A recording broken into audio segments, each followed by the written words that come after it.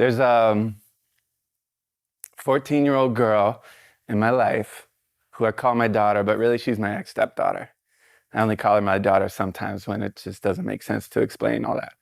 And I had a feeling this morning I should call her. Yesterday when I called her mom, who's my ex, Mila, the 14-year-old, she didn't want to speak. So I just sensed, okay, she needs her time and her space, no worries. But I had a feeling this morning I should talk to Mila.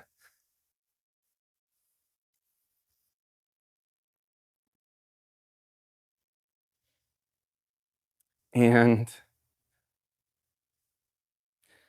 Mila gets on the video call and just starts to tell me everything. And it is endlessly so special and such an honor. Usually it's when she gets in the car and I pick her up from school half the days of the week, and she wants to tell me, I'm sure not everything, but almost. And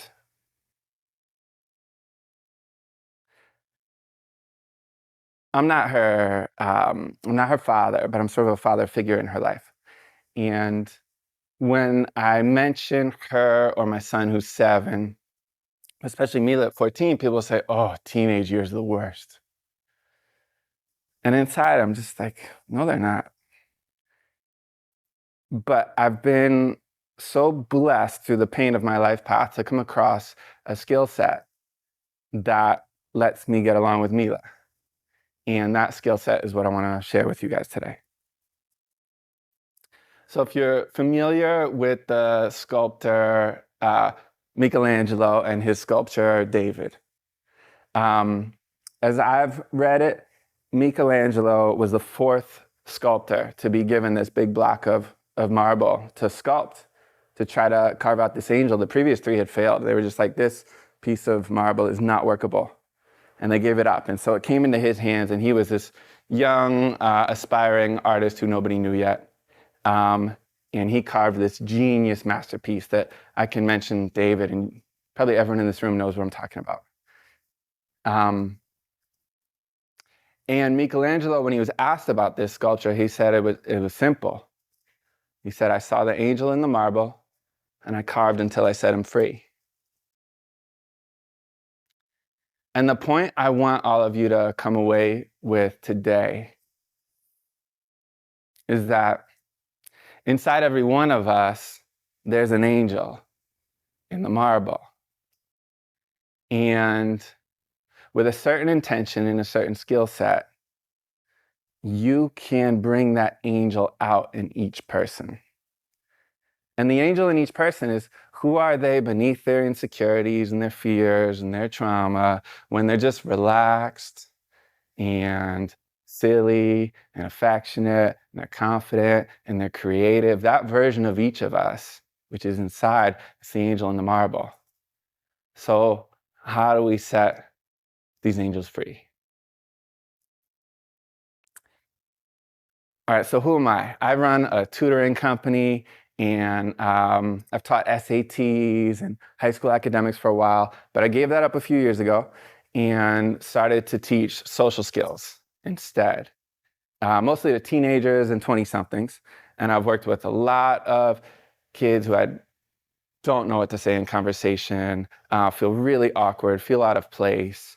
Kind of kid who goes to the homecoming dance and just is so overwhelmed and freaks out and leaves early and just goes home feeling like a total social failure. And I know exactly what that feels like, because that was me. And I started to teach teenagers how to make others feel seen and heard, because that was the thing I so badly needed to learn. What I used to do is socially I would just worry. And I would worry, what are they thinking about me? And are they judging me? And if I do this, are they going to judge me? If I do that, are they going to judge me? And do I fit in? And am I good enough? And you might realize I'm just worrying about myself. It's just me, me, me, me, me. It's not that fun to hang out with somebody who's just worrying about themselves. And a lot of us are doing this a lot of the time. It's common. And then as I was sharing that skill with teenagers, and they were starting to have their life changed, and all kinds of friendships were showing up in their life, and interactions and conversations they never thought they would have, and they were going to all these interesting, exciting places. All of a sudden, parents started coming to me, and I found myself coaching parents how to reconnect with their teenager, because there were so many parents who had just lost that sense of connection. It was like, where is my darling little boy or girl who I used to have just a few years ago and used to be affectionate and want to hug me and tell me things, and all that's gone. And now we're just yelling at each other. Like, what happened? And so I started guiding parents. Well, let's start by just making your teen feel seen and heard. Somehow making the other person feel seen and heard. It just started showing up like Michelangelo carving out of the marble. And when you do it and you make that person in front of you feel seen and heard, the angel comes out and you get the relaxed version of them, and they're funny and they feel trust and they start opening up. And when you do it in groups or in teams, like as the more this starts to happen, it's like the collective social intelligence of the group just starts to rise, and something spontaneous and divine starts to show up. And it's like, oh, I don't know. Maybe you agree with me. Like, that's what I'm here for. That's what I want to live and experience. It's just like the surprise unfolding of brilliance coming out of each of us, right? So I want to give you some really practical little tips how to do it. You guys are all pros and all-stars. You know a lot of this stuff already. But AG assured me I should still talk about this to you guys. So here we go. I'll start out. I'm going to give you 3 little conversational tips that'll help bring the angel out from the marble. And then there's someone else I'm going to show you how to make feel seen and heard, but we'll get to them. So to keep it really simple and practical, the first conversational tip that I teach teenagers and I teach parents, I call it summarize the gist. And all it is after somebody shares something, just answer them instead of jumping in with your advice or jumping in with your advice or your story or the point you need to make. It's like, can we just stop and just summarize for them what they just said first? Can you just give them that little experience first of feeling seen and heard? With a short little summary. It doesn't have to be in bullet point form. That sucks. Could be a summary. You could summarize it all with that. It can be natural sounding. It doesn't have to get all corporate speak. Mila, who I started this talk telling you about, her go-to topic for the last few years has been cute boys at school and her hair and makeup routine. I don't know how to talk about these topics, but I can just answer her with a little summary. And she'll get in the car and she's all excited with, they call it a glow up. I'm not even sure, but and it's like, and she'll tell me about it, and I might just say, "You seem excited." She's like, "Yeah," and then she tells me more, and it's like, whew. Wouldn't have known how to handle that situation years prior. But just a little summary, because she's excited. You seem excited. So really good phrases, by the way, for summaries. It sounds like, or it seems like. In the break, in a little while, you run into someone at the wherever outside and maybe ask them how it's going, and whatever they say, you can answer with it sounds like or it seems like. And you're going to feel all awkward and nervous, like, oh, I'm using the technique that James just said. They're not going to notice. They're just going to love it. They're going to feel really seen and heard by you. Try it on me. I won't even notice that you're doing it to me. I'll just feel really seen and heard and get excited and probably tell you more. Which speaks to what happens when we feel seen and heard. You're all experts. You know the difference between your sympathetic and parasympathetic nervous systems. And every time, every little gesture where you make somebody else feel seen and heard, maybe you give them an accurate summary of what it's like to be them right now. Every time you do that, their nervous system moves a little more to parasympathetic, a little more calm and grounded. They relax, and then you get the better version of them that starts to show up. You guys probably know about the amygdala. Amygdala, a little part of the brain, one of the very first parts of the brain that forms when we're in the womb. And we share amygdala with like just about every animal that exists. Crocodiles have amygdala. It's a fear center. And that fear center is so sensitive, so smart, and so strong. Emotional triggers come from the amygdala. And you know that feeling when all of a sudden you're just flooded with anger or fear or sadness. You don't even know where it came. Like that amygdala is so strong and so powerful. And your amygdala, 24/7, is trying to assess, am I safe? Do I feel safe? Just me walking up here. Your amygdalas are assessing my shirt and my tone of voice and the words I use, all of it. And it's just like, do I trust this guy? Do I even want to listen more? Your amygdalas are running this calculation all the time. You know that feeling when you meet someone and you're just like, I don't know what it is. Something doesn't seem right. Your amygdala has probably just done about 3,000 calculations to arrive at that judgment, which is just about always right. And so every time you make somebody feel seen or heard, every time you remember their name or ask them about themselves and answer with a summary, their amygdala relaxes. And it's like you just put a little deposit in the relational bank account that exists between you and them. And if any of you guys are FIRE experts, financial independence, retire early, anything like that, that constant practice of just every little deposit counts. Every act of saving is what's going to get you to your financial goals. Every little gesture of making somebody else feel seen and heard is going to get you to your relational goals. So summaries real quick, sounds like, or it seems like. The great phrases to start a summary. If you're like not sure what to say, Mila's just told you about her glow up, and just start with sounds like and your brain will fill in the rest. Seems like that's a new look for you. Yeah, and then still get excited, tell me more, right? Sounds like, you don't have to say sounds like or it seems like, but man, those phrases will get you far. Next one I want to tell you about is mini mirrors. Mini mirrors are what I call it. I learned this from Chris Voss, the famous FBI hostage negotiator. Mini mirrors is just saying like 1 to 3 words of the exact words that the other person just said. And it'll sound really funny if you're not in the habit of doing it yet. But a mini mirror, using the exact phrase they just said, it creates this sort of subconscious feeling of likeness. Kind of similar to what happens when you find out somebody is from the same place you are, or maybe you find out you follow the same sports team. For some reason, you just feel this affinity with the person, sort of on that subconscious level. And it sounds subtle, but it's powerful. And every time you use the exact phrases they just used, it's another little deposit in the relational bank account. And so if you were doing it to me right now, you could be like, relational bank account. Just the exact phrase I just said. So my son, Aiden, he is 7 now. I met him when he was 2. And when I got together with his mom. And all of a sudden I was stepdad.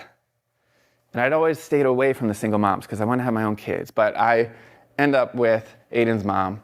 And now I am stepdad to 2 kids, Aiden and Mila. And I was not a good father at first. And I used to get frustrated. I felt like they weren't listening to me. Aiden would be in the bath, and the wood in the bathroom floor was like not in the best shape, and he'd splash around, and I'd tell him, Aiden, do not splash on the wood. Messes up the floor. And he would look at me, and he would splash. He's like, oh, you do not do that in the family I come from. No. And I would get angry, and I would grab him, and I would intentionally sort of be sending rage down my arms into this poor, sensitive little boy's body. God, it pains me to remember this. And I'd give him timeouts, and I was becoming Mr. Timeout. And I asked a buddy of mine, Joseph, old soul, great father. I'm like, Joseph, do you give your kids timeouts? And he laughed at me for like 5 minutes. It was like, man, I am doing something wrong. It was as if I'd said to him, like, Joseph, do you hate your kids? And so I was like, all right, I need to geek out on this parenting thing. And I finally read that book, How to Talk So Kids Will Listen and Listen So Kids Will Talk. It'd been in my Kindle all these years, never read. Okay, now I read it. And I am like, oh my God, it's the same thing Chris Voss, FBI hostage negotiator, saying, You got to do the same thing to the hostage taker as you do to your kids. You've got to make them feel seen and heard. Because when they do, the best version of them comes out. It's the angel in the marble. And so I'm in the car with Aiden, and he's talking about Transformers. And I don't care about Transformers either. But I'm answering him with summaries and mini mirrors. I say, oh, Optimus Prime? I'd be, yeah, bop, bop, bop. A Bumblebee is strong. Yeah. Megatron is mean. I'm just saying what he just said. I don't know how to talk about Transformers. I don't care about it. But we would have this 40-minute conversation about Transformers. And I would get to know this whole world of this little 2-3-year-old boy. And me, before I knew summaries and mini mirrors, I'd be in that car. He'd probably say something about it. I probably would have said, cool. Awkward pause. Change the subject.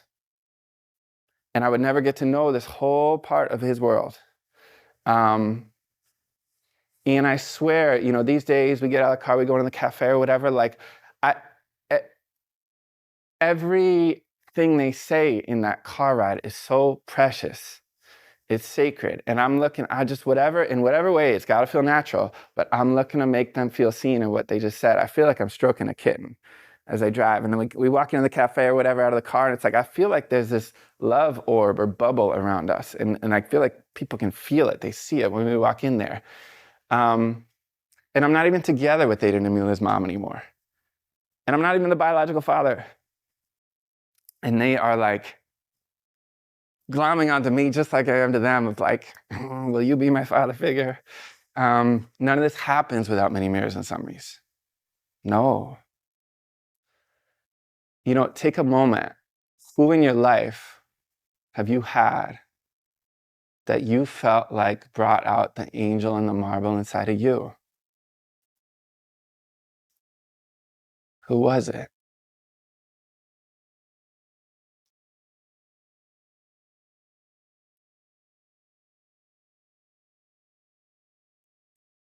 So I want to take you to make somebody else feel seen and heard now. And it's actually many people. And these people are inside of you. And it's all the versions of you along the timeline of your life, and maybe past lives too. I'll stick to this life if that makes it easier. Where you were so overwhelmed with pain, fear, sadness, whatever it is, and there was nobody around you to make you feel seen and heard in your experience. In my family growing up, we were seen and heard. My brothers and I were seen and heard for our gifts, our talents, our achievements. And thank God for that. My parents were not threatened by that. But not seen and heard for our weaknesses. And so the driving question in my life became, how can I be good enough? Everything was, how can I be good enough? How can I be good enough? I mean, crazy how far I took it. And there was no one there just to say, hey, James, you didn't say anything about the spill because you were so scared how mad we'd get if we knew it was you. Or you feel so alone at school. It hurts. Instead of just jumping to solutions or advice, right? Just someone to be there with what I was experiencing. So we all have so many of these moments where that happened to us and we were alone with our pain. And talking about the angel and the marble, if you've ever gotten to experience internal family systems, IFS, it's looking at this dynamic. It's basically saying we've got parts, and our parts are all the parts of us that basically kind of like our triggers.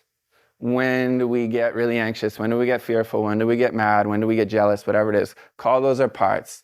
And what Dick Schwartz, the founder of IFS, has found, working with thousands, tens of thousands of people over 40 years, even in the worst offenders who he's worked with in prisons that you can imagine, underneath their protective parts, just like the rest of us, there's something he calls the self. And the self is the angel in the marble. The self is who we are. He's got 8 C's. Who we are when we're feeling curious, calm, confident, compassionate, creative, clear, courageous, and connected. That version of us. We all have it in there, but sometimes our parts take over and we do stupid, nasty, mean, all kinds of weird things. It's just the parts jump in and grab the steering wheel because that version of you who is 8 years old and didn't get invited to the party of your classmate and decided people don't love you, that version of you is still sometimes jumping in and trying to make sense of your life and what's going on and perceiving people who don't like you and are excluding you. And because that part just has never been seen or heard. These parts within us, we got thousands within us. These parts are dying to feel seen and heard, just like every single person you're interacting with is dying to feel seen and heard. So we'll do a little exercise real quick. Take a nice, good, deep breath. Close your eyes too.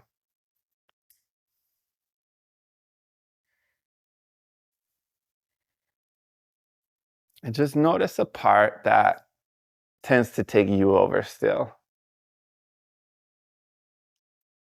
Maybe gets fearful or angry or jealous or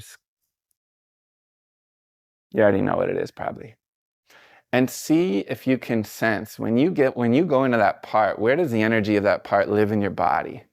It usually lives somewhere in or around your body. And just notice, what do you feel when that part takes over? What are the sensations like in your body? What kind of thoughts start to come to you? What desires does this part have?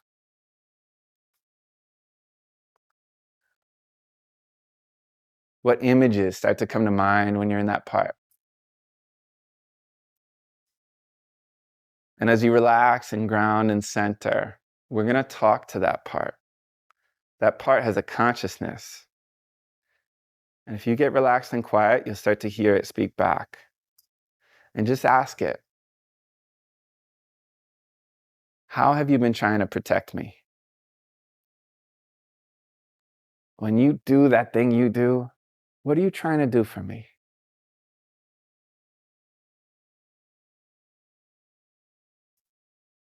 And ask it how old it thinks you are. You might get a really young age. If it thinks you're 4 or 6 or 11, that's probably the age at which this part got formed, when you went through something really painful and overwhelming.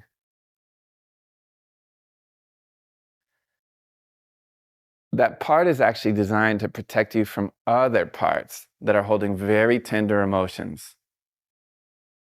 Tender emotions around vulnerability, maybe violation.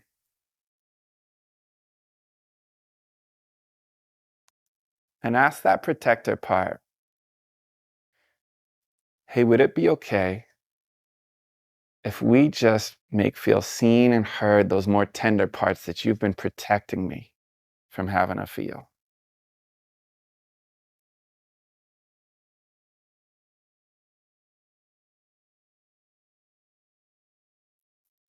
If it says no, ask it what it would need to let us go speak to those more tender parts.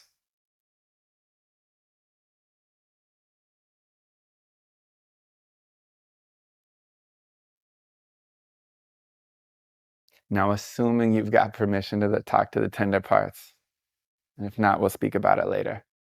Assuming you do, ask those tender parts, what are they trying to do for you by holding on to the rage, the fear, the sadness, whatever those strong, painful emotions are? What are they trying to do for you?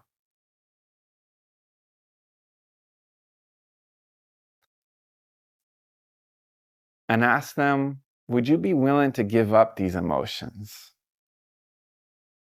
We can give them to nature's great alchemizers. We can give them to the sun or the ocean, the moon, the wind, the water. We can do that for you. You don't have to carry these heavy, painful emotions anymore. See if they'd be willing to.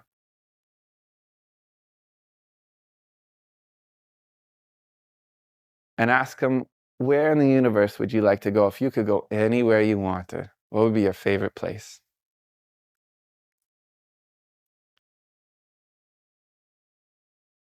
Take them to that place and ask them, which of the natural elements would you like to give these heavy emotions to so we don't have to carry it anymore? Mountain, sun, ocean, ground, whatever it is, the wind. And now imagine giving up all these heavy stored emotions to whatever that element was. And notice how they seem after they give them up.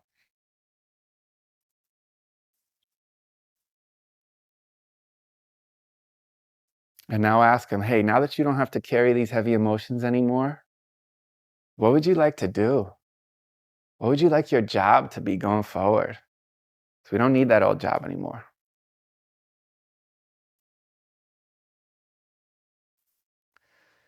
And just take a second to visualize and feel what life is going to be like when those parts that used to spend all their time carrying these heavy emotions gave them up now and they've taken on this new job. What's life going to be like for you?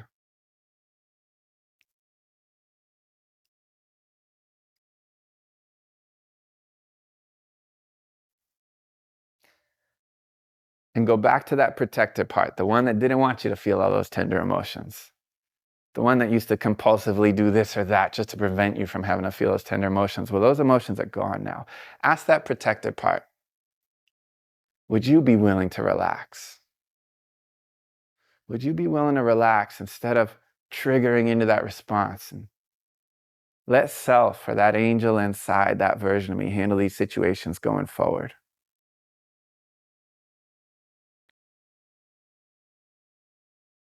If it says no, just ask it what it might need to be able to do that.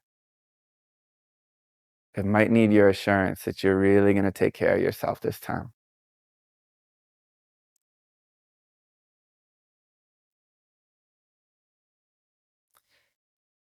And assuming that it's willing to relax and let self or the angel inside handle the situations going forward. Ask it where in the universe. It could go anywhere in the universe, or it could stay in or around the body. Where does it want to go?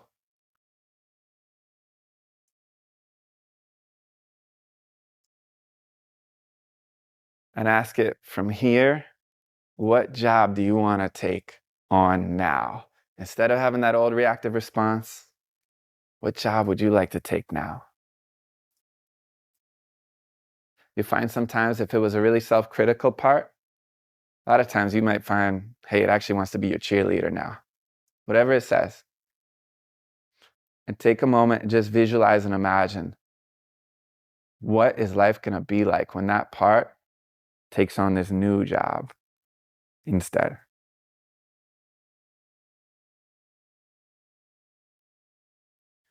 And thank your parts. Thank yourself. Let them know you'll keep checking in on them. You'll keep looking to make them feel seen and heard. Appreciate how they've been trying to protect you.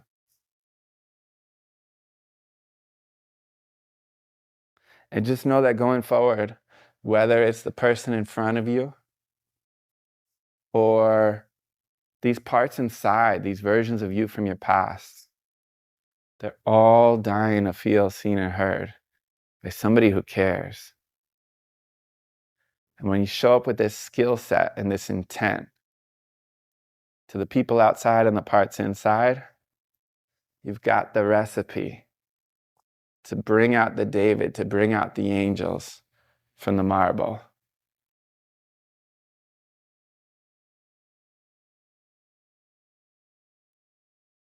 Thank you guys so much.